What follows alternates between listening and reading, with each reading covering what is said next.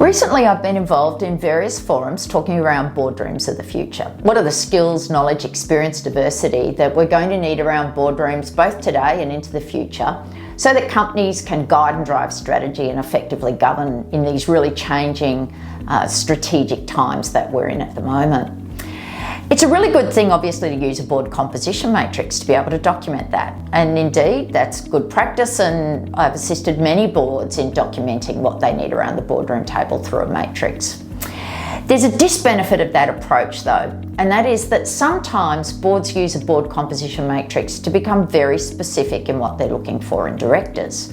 They come up with a list of 10 or so skill, experience, diversity attributes, so that really you'd need a purple unicorn to be able to fit all of those criteria.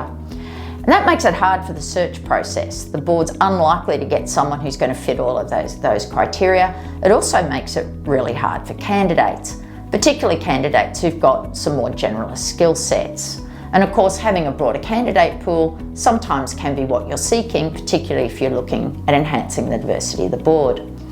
So perhaps a slightly different way for boards to think about recruiting directors is to look at the role of a director in the letter T. So what do I mean by that? Well, effectively, if we look at the horizontal bar of the T, we're looking at general skill sets that all directors need to have. And I think there's probably three key things there.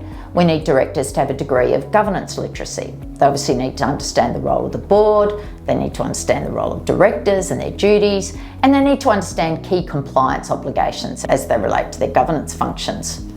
Secondly, we need directors to have a degree of financial literacy. They need to be able to read the company accounts, to understand the company's financial position and make sure that it's a going concern.